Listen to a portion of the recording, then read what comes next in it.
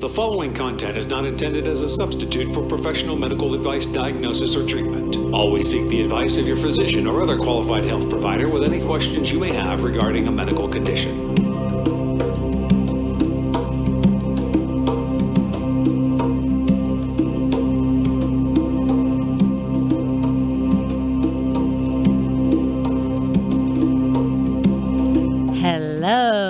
Welcome, everyone, to Always Another Way podcast. My name is Marina Sprocki-Spriggs, and I'm your host. I have a master's in professional counseling.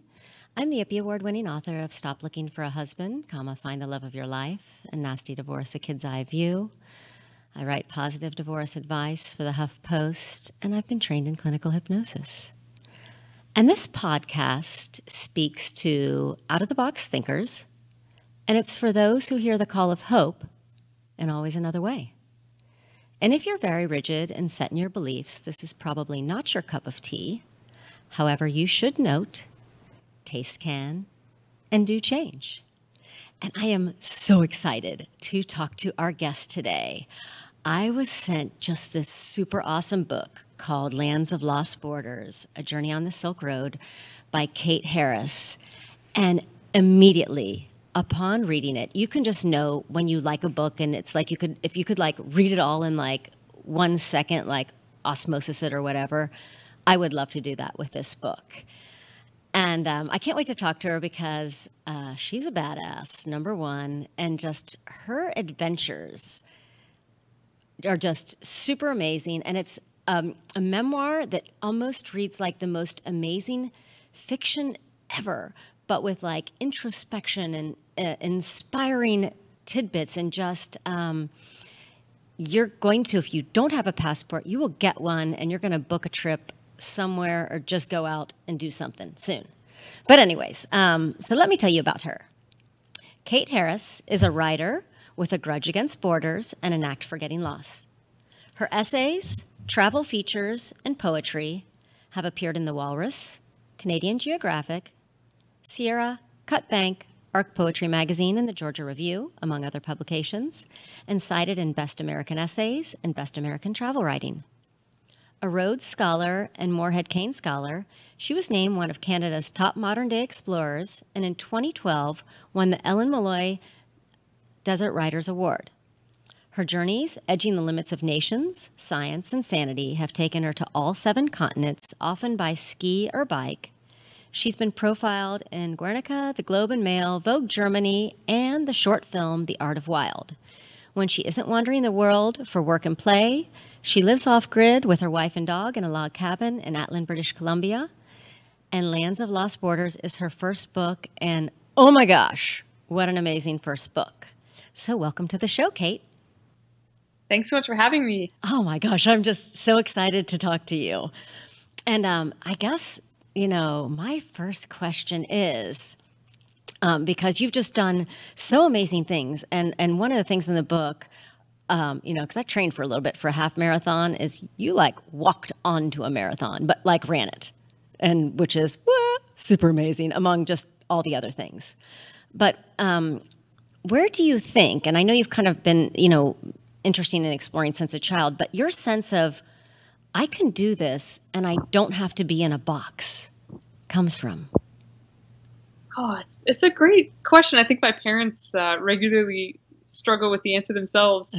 They always encouraged me to do whatever I sort of set my mind to. And I was a pretty stubborn kid and ambitious kid, and very suggestible in the sense that I would read all these adventure and exploration books and want to set off and do those things for myself, and didn't see any reason why I couldn't do that. I remember being so inspired by the likes of, well, Marco Polo initially, although he later fell out of favor with me, and Alexander David-Néel, this incredible French woman who snuck into Tibet. And so I decided that someday I wanted to do something similar. Yeah. Oh, that's so cool. And so there's this point in this book where you and Mel are like diving under an actual border with your bikes, and then like hiding, crashing, evading, and all this excitement. And you know, I can't generalize people because I don't know everybody, but it sort of seems that a lot of people are now, you know, you're from Canada, but in the States here, we're just kind of on this autopilot life of safety and just the thought. And then also like your academic record of people that sometimes, you know, follow a path to do something offbeat, dangerous, crazy, whatever. But you do it. I mean, and you keep doing it, and it sounds amazing. And at some points, I'm like, man, this is scary. I wouldn't do it, but super cool. So what is it that kind of allows you to live in this state where, you know, you're doing all these things where you don't have fear, and especially like two women biking across all this where you're not thinking, you know, a million of the things that could go wrong, and instead just going for it and not living in that fear-based state? Yeah, it isn't entirely accurate to say I don't have fear. I definitely feel it and felt it at various points on the trip, mostly concerning traffic. That's the biggest fear of any cyclist, I think, that's on roads that are heavily trafficked. Never mind in like Central Asia where they're not used to seeing cyclists.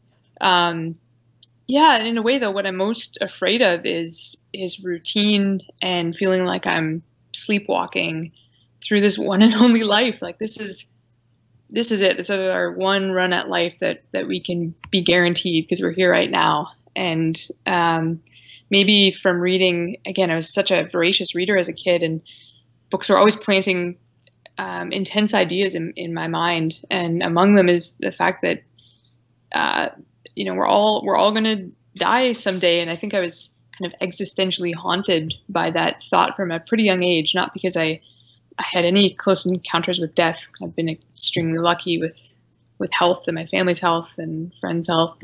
But yeah, just reading poetry and the likes of Thoreau and all those dangerous words that remind you that this is it. And you know, at the end of the day, I'd rather risk sort of discomfort and disappointment out in the world or out in the wild than risk like safety and the disappointment of not living intensely and not feeling alive every day it's possible to feel alive.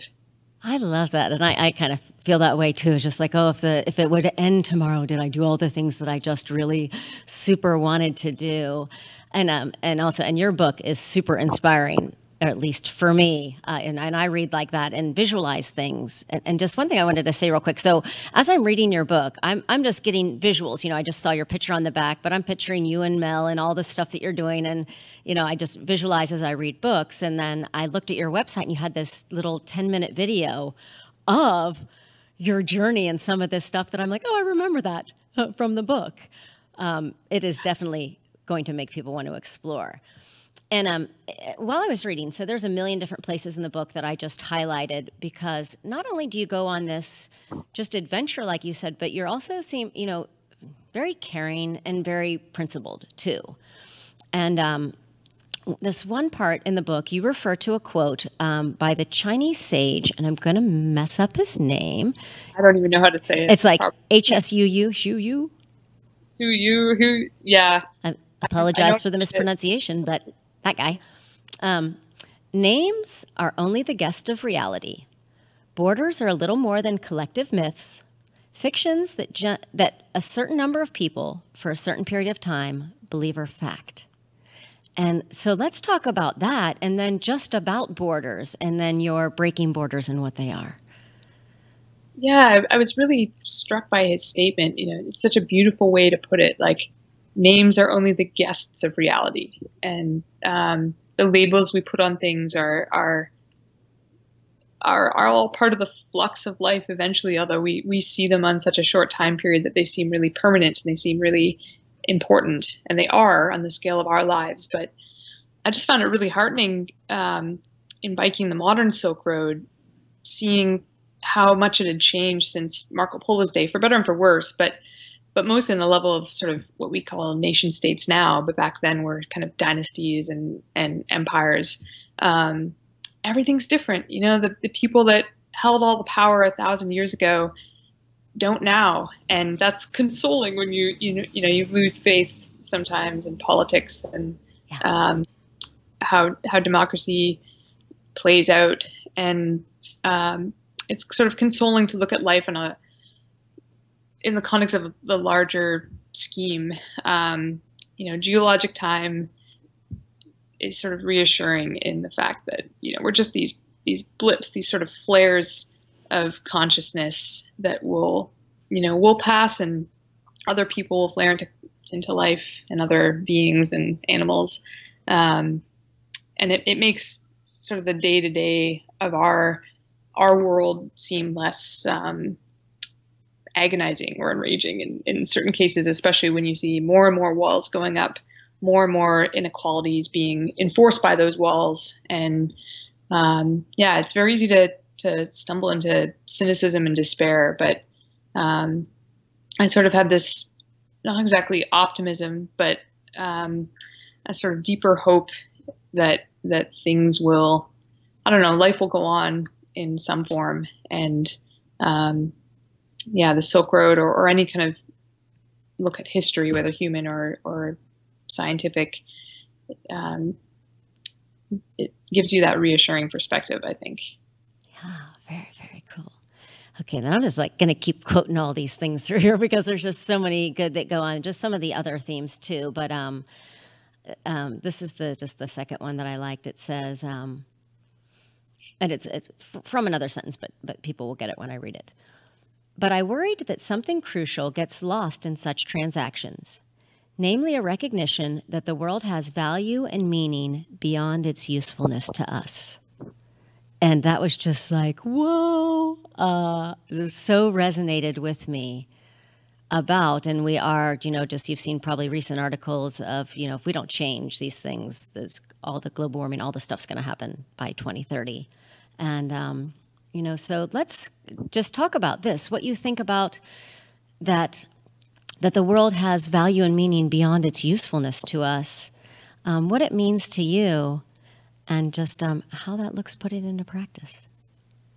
Yeah, well, I wrote that in the book about ecotourism, which is a really great idea. The idea that foreign travelers come into another country can help uplift local communities and ecosystems through their visiting. So it's sort of a more kind of ethical form of tourism. But what I was referring to too with the quote, that it encourages you to see the world in monetary terms, and parts of the world that aren't easily expressed in monetary terms or given value, commodified really.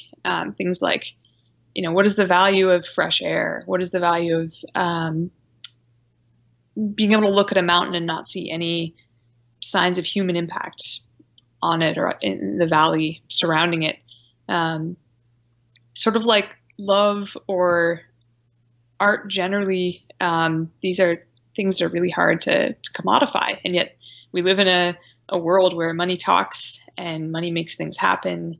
And I understand that. I fully, I'm not some pie in the sky idealist when it comes to, say, wilderness conservation and what it really takes, especially in extremely poverty-stricken countries, what it takes to preserve wildlife. We can't do it the way we do it here in North America, the fines and fences approach to national parks. What do you do when you have no money to pay rangers to patrol those fences and enforce those fines? National parks just fall apart.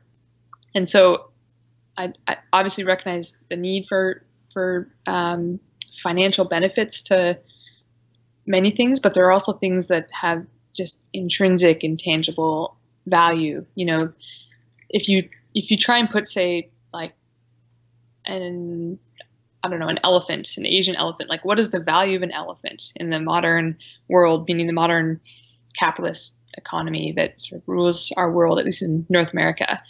You can't pin that down. And yet these beings, these other beings sharing the planet with us have an intrinsic worth that I fear we lose sight of when everything comes down to the bottom line.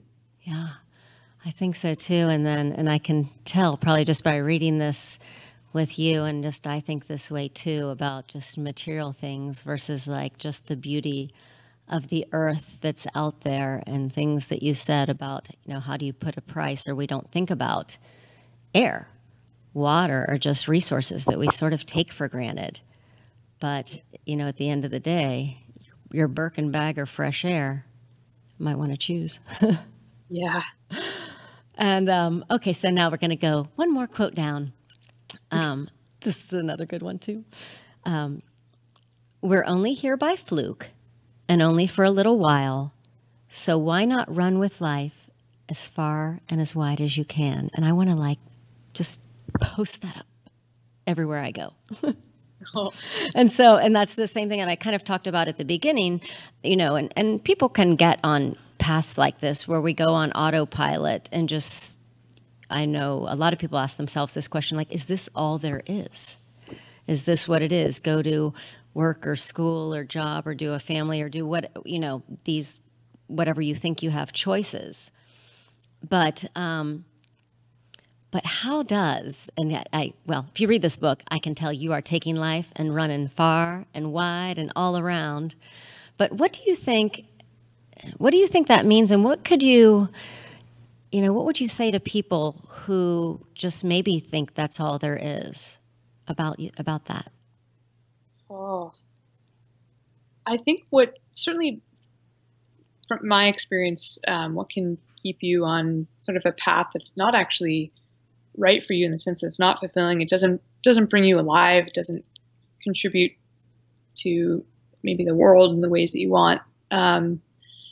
You know, prestige and external acclamation can really, I don't know, put up limits on what you do. And I don't even mean prestige in the form of like winning prizes or in any sort of accolade sense, but just like, you know, being able to say you have a career that other people, when they hear it, they nod and sort of automatically confer respect. Like, you know, whether you're an investment banker, whether you're a doctor, lawyer, I mean, these are teacher, these are all wonderful careers in their own way. And if they really energize you and make life worth living, then by all means, you know, pursue them and do so with gusto. But I think it's easy to lose sight of what it is you're really after personally in life, and what kind of legacy you want to leave in the world more broadly.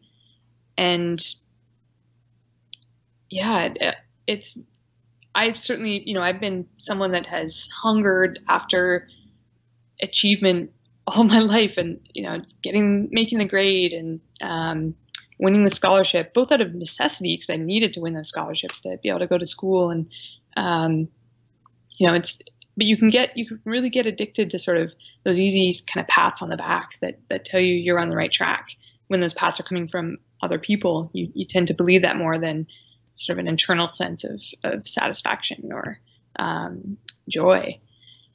And yeah, I think that the turning point for me was realizing, you know, I set off to be a scientist. That was what I was going to do in order to one day launch myself off this planet, because I wanted to be an astronaut, and not just an astronaut sort of orbiting the Earth, but I wanted to go to Mars. I literally wanted to go to another world, because I thought this planet was a place of diminished possibilities. And in a lot of ways it is. Like we've wrecked huge swaths of it. You know, yeah. Biodiversity isn't what it once was, but all the same, this planet is the only place we can breathe in the universe, and it's an extraordinary, worthy place of exploration in its own right. So when I realized that being in a lab and sort of doing science in order to reach these extraterrestrial goals wasn't doing it for me. I felt more alive and singing and awake to wonder, and felt more of an explorer when I was, you know, on the back of a bicycle cycling along the world's oldest superhighway. You know, it's not a new world by any stretch, but it felt like that to me. And ultimately realizing that I loved thinking about science and writing about science more than I loved doing it in a lab. That was a big step. And I think I knew this much earlier than I actually acted on it. But it took a while before I I had the courage to just step away from the path I was on, for which there were a lot of external rewards, and do what felt more meaningful to myself. So at some point, it just became, I was more afraid about staying on that path than I was about leaving it, and hence the bike ride. Okay, so and that was the catalyst when you had this like little safety path going on, and then you're like, well, I could still be doing this, and then there's one point where you're like, could go back to the lab and have all these things.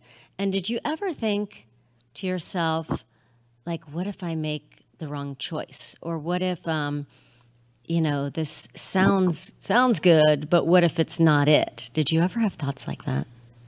Absolutely. Yeah. I never actually regretted sort of leaving the specifics of what I was leaving, namely the lab work that I was doing. It was more regretting leaving the stability of it and the sense of accomplishment that goes with it.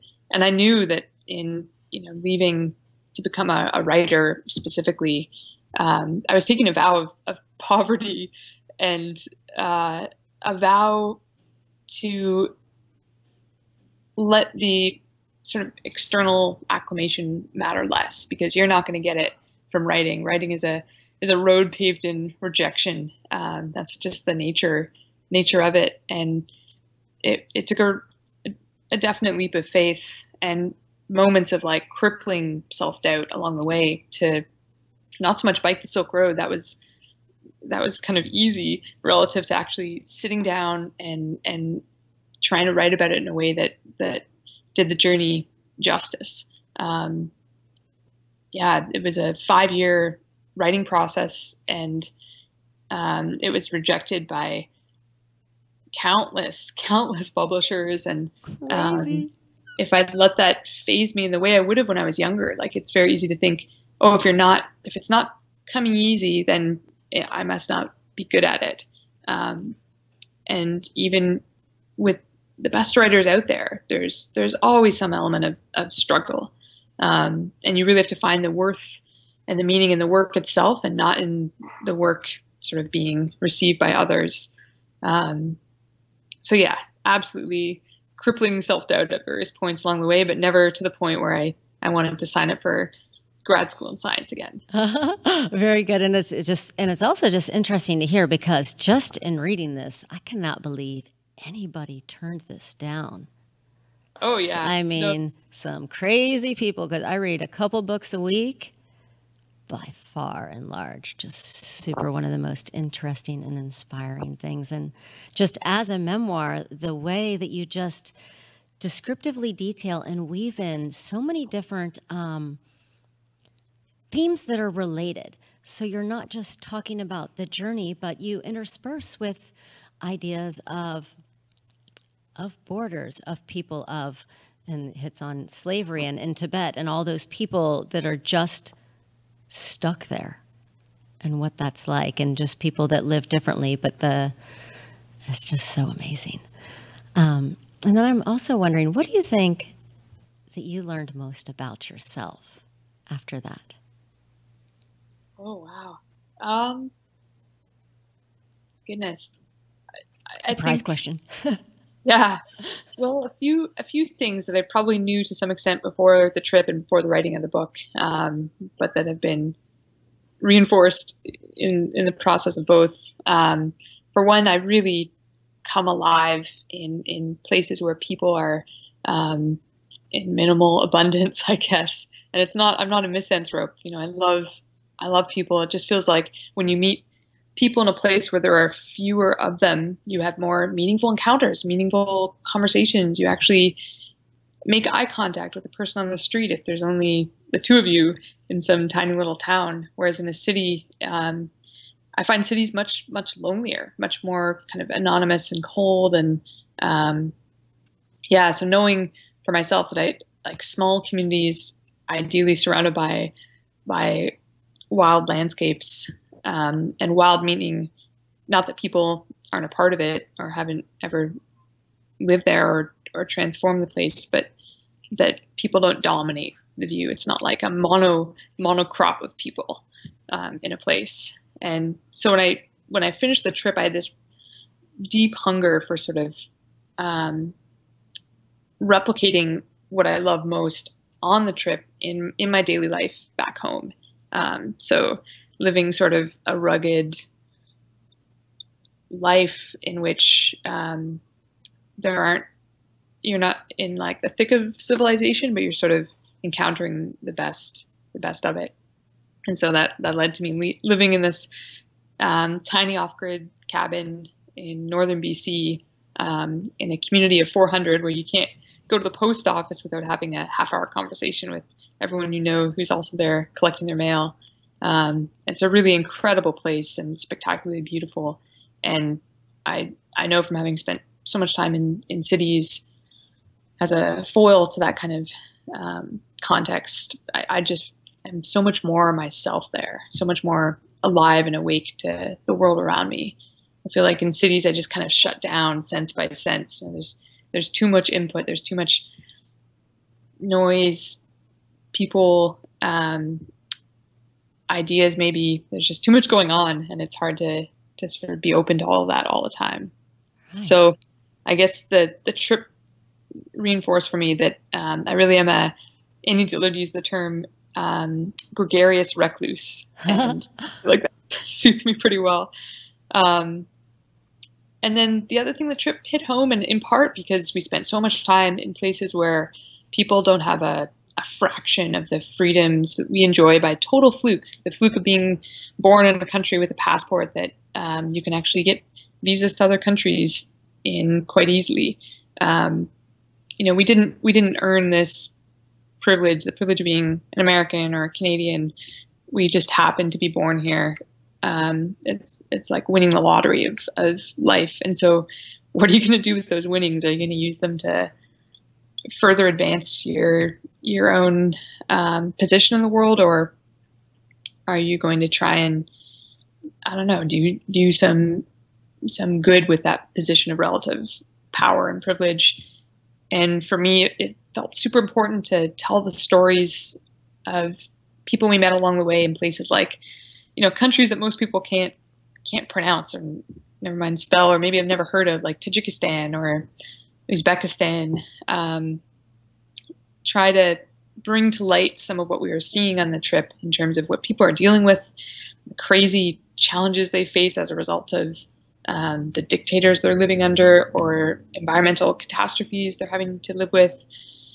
Just trying to bring others to parts of the world that they maybe have never heard of, and therefore hopefully start to care about places that they otherwise have no connection to. I really wanted to, with the book, I wanted to hit home the notion, the fact that we all share this one tiny planet, and it's very easy to kind of insulate yourself from that larger picture. But we're so implicated in each other's lives. We have, global economy alone does that, never mind an atmosphere that we all breathe. So it just feels critical to recognize that connection in everything we do, and not try and make life better just for yourself, but lift everyone up more, hopefully. That might be lofty ambitions for art and writing, but I love those lofty ambitions, and I think that's just so true. My dad used to call it the Lucky Sperm Club. If you were just like born rich, or the Lucky Egg Club, I guess, depending on who had the money or wherever you're from. And I love that you do that, and just in thinking about others. And your book absolutely does that, because even I was thinking, like, because we're fed certain things, via the media, unless you go to like look for yourself elsewhere about certain countries and people. And so, but to truly see, and the way you just, and I think, it seemed to say, and I don't know if you have a quick story about just the generosity and what you saw in people that we might think, from our places over here, what's going on there, what you saw that was, the most inspiring, and then if you saw a need that you think needs more attention, like the two most pressing on either side. Okay. Oh gosh, so many incredible encounters with people that I found really moving and inspiring. Just because I mentioned Tajikistan earlier as being a place that's hard to pronounce and spell, we stayed with this family. We're biking the Tajik-Afghan border. So again, Afghanistan is one of those countries that you only hear terrible things about in the news, and it's a really warped perspective on the place and on the people that live there. And so on this border, which is defined by a river, the Pianj River, it's actually the same sort of ethnic cultural group that lives on both sides of the river, but the border has severed these communities. So if you live in Tajikistan, you essentially won the lottery relative to Afghanistan, because life is a lot better and easier on the Tajik side. So for one thing, biking this road that traced this river, that was this fluid border that was actually as impenetrable as a wall in terms of how much access people on the Afghan side have to Tajikistan and vice versa. We were taken in by this family where, we helped them milk the like yak-like cows that they kept. And then the mother of the house, she had like 3 daughters, and she, fed us way more than even 2 starving cyclists could handle. And then at the end of our stay, she wouldn't take any money. I hid some under a carpet, just hoping they'd find it someday, because their sense of pride and dignity in hosting guests is that they will not take any money. But we felt like we were just being given so much at every turn, that we tried to make up for it in whatever ways we could, including hiding cash in their house. But she wanted our cell phone number when we were leaving, and we couldn't speak a word in a mutual language. We were basically getting by on kind of hand gestures, and we had all these photographs of our families back home that we would show the families we stayed with, and point out equivalencies in terms of, oh, this is my mother, and that's you in this family. And anyway, so she asked for our mobile phone number, and we traded cell phone numbers, even though we wouldn't ever be able to understand each other on a phone call. But it was just this really touching moment of connection, or desire for connection. And she's probably giving it to us in case we got into any trouble down the road. We could call on her. And we had encounters like that everywhere, all the way between Istanbul and Turkey to northern India, which is where we finished our journey. And I really hope that, if say down the road 2 young Tajik gals decide to bike across Canada or America, that they meet the same kind of warmth and openness and hospitality. But I fear they may not. And there was definitely a trend that the people that, and I write about this in the book, people that had the least to give gave the most unfailingly at every turn along the Silk Road. And that was really, really amazing and I feel like I'll be paying for that generosity the rest of my life in whatever forms I can. Yeah. Oh, the second part to your question, but I love that. Oh, and what area do you think needs the most attention? You think that people don't know about, that you traveled on, that maybe, you did all that with Uzbekistan and Tajikistan, mispronunciation, but that was. Yeah. Basically the stands. People there are starving for tourists, and there's a sort of strain of thought these days, and it's come up in a couple of reviews in my book, like, oh, this privileged person biking through these countries where people have so little. It's what a thing to do, but people want visitors in these places, and they want the opportunities that tourism brings to really remote corners of their country where, maybe they have no choice but to poach wildlife to make a living, because there's no other sources of kind of economic sustenance. And I do think, for all my hesitation around ecotourism, I think done well, it can be an incredible force of uplift for places and people that otherwise have very few options. And so I would say travel to these places. They're safe, they're stable. You're more at risk probably walking across New York City at night than you are traveling anywhere in Uzbekistan, for example. And go see these parts of the world that are at the moment only abstractions or unpronounceable names. Because people there, they want that contact, they want that exposure. It's not just a selfish thing to go travel to these countries. So I think that's something I'm trying to spread the word about. I can't stress how amazing these places are, and yeah, go see them for yourself. I love that. And that is what makes true connection, is really seeing people just exactly where they are without the fear of just, the media or somebody else, taking a small fragment of something and blowing it up like it's the whole thing too. Right. And so before we go, what can you tell everybody where to find you, get your book? Are you going to be anywhere, or anything you want to promote?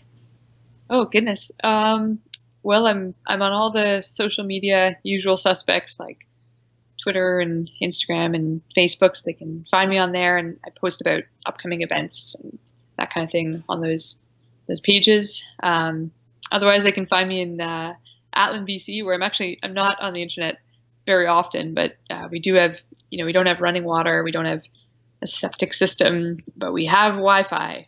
It's just very slow and sporadic. So yeah, I would encourage people to visit northern Canada as well, and Alaska, because we have exceptional places to see right here on this continent.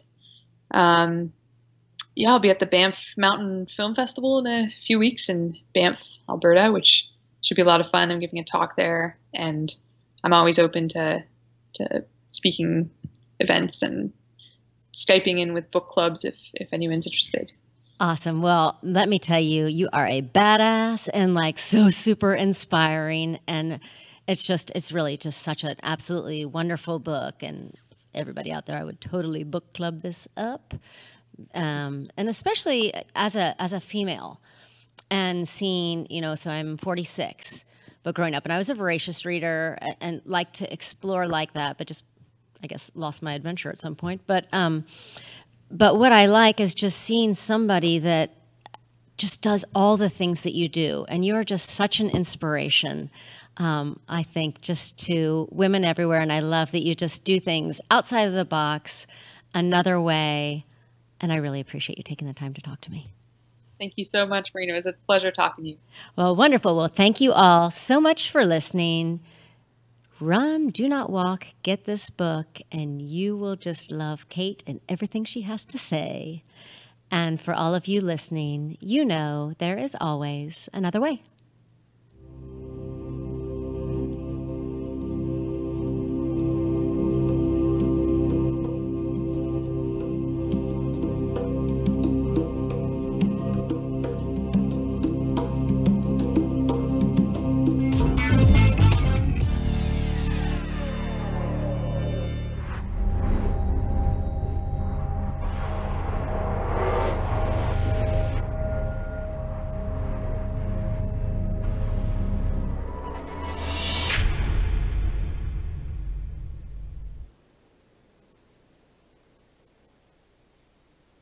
Okay, just